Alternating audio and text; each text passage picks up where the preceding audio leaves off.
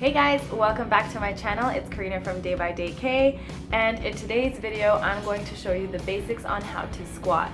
Now, squatting is something that we do all the time. Believe it or not, you're probably not even thinking about it, but like sitting down into a chair, getting into a car, getting out of a car, all of these things require you to be squatting in some way. So although we do it in everyday life, once you bring that into the gym, things change a little bit, especially once you start adding on weight and that kind of thing.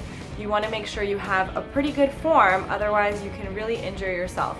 So in today's video, I'm going to show you how to squat gym style, showing you different variations from beginner to intermediate. You definitely don't have to have any of the equipment that I'm using. These are just demonstrations and options. If you do happen to have some of these things, fabulous. If not to worry, just go with the basics. Now, if you're doing in-home, again, starting off with just your body weight is perfectly fine. However, if you do want to invest in any type of equipment, I do recommend, I guess as a starter, is resistance bands, because they are probably going to be the cheapest, and also they don't take up a lot of space, and they're really, really good, and you can do a lot of different exercises with them, and I'm going to show you in a few other videos. So as you guys know, this is just one of the how-to videos on this series before we get into our workouts, which I'm super excited to be starting soon. I'm going to be doing some videos for you guys of like a 30-minute class or maybe an hour-long class. We'll see how it goes.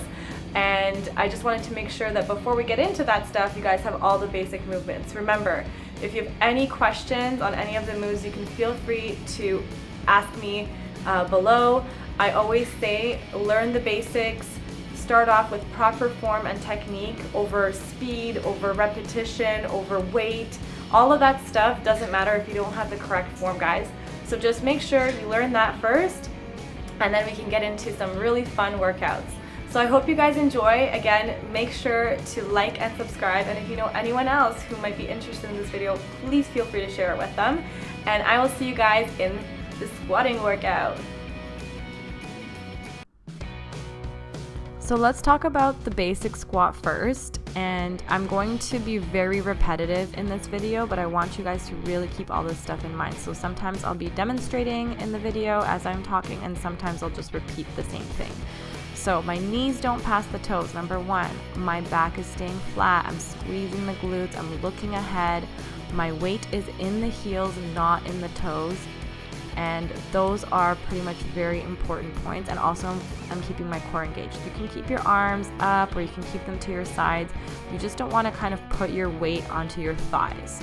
Now, a common mistake I see in the gym is a lot of the time people will be hinging at the hips a little bit too much, and they're kind of going forward, they're looking at the floor. So a quick fix is just kind of walking up to a wall, and then of course as you get stronger with this, you can get closer to the wall. But it'll force you to kind of have to use your heels more, and also to keep your face up. The next thing that I see is people's knees cave in quite a bit, and they sometimes aren't even aware of this. So check your form in the mirror. Like I said, if you're not feeling it in your glutes or in your legs, you might not be doing it in the correct form. Okay, you should not be feeling too much in the knees. So I'm pointing my toes out in here, and my knees are directed in the direction of my toes. Then I can turn them back in once I'm comfortable with this move, and then I keep going. Once you've mastered these options, then you can get more creative. Here is a way that you can actually help if you do have those knees caving in. You're using a band, and it basically reminds those muscles to keep firing up as you're doing your squats, because if you stop pushing that band out, it's going to really pull your legs in towards each other. Now, one last thing, again, I'm showing here very big exaggeration, people using their toes. What you want to do is keep all your weight in your heels, And another thing you can do is maybe just put something under your toes to just slightly elevate, like a very small weight you can put under your feet, and causing your heels to kind of really push through. Here you can see I'm using an object like this bench. You can use a chair as a marking point to help me squat down lower. So again, you want to make sure you're getting a good range of motion with your squats. You're not just like lightly bending your knees. Once you get that, you can also add in an object. So if you don't have a band, let's say, you can use something like a yoga block or anything else you have that will give you proper form. So you can see my hips, knees, and toes are all nicely aligned. I'm using that bench as a marking point. Again, I'm still squeezing those glutes at the top, and I'm still kind of looking forward. I'm just demonstrating here again, my knees don't pass the toes. So remember, it's like you're sitting into a chair. Next, I'm going to show you some resistance bands. So again, this is great for if you don't have a lot of space at home.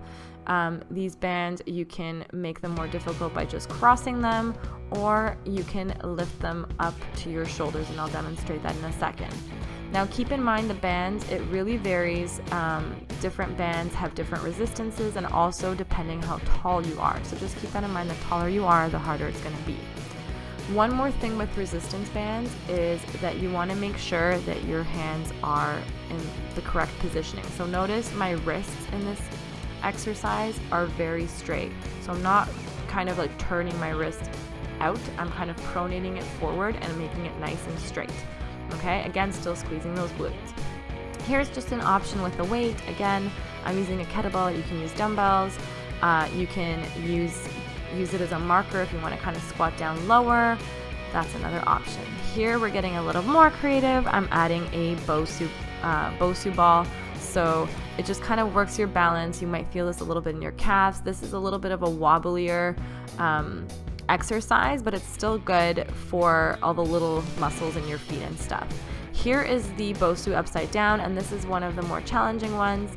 So again, you take your time with it. Use something to hold on to if you need to start, like a body bar or just like by a wall as you practice these squats. Now, in the beginning, you might be super wobbly, so just practice even just standing on it, or you'll see this is what you might look like. It'll be very uncontrollable. What I suggest is just getting off the Bosu and then getting back on, and sometimes your body will be like, oh, I've done this before, let me do it again.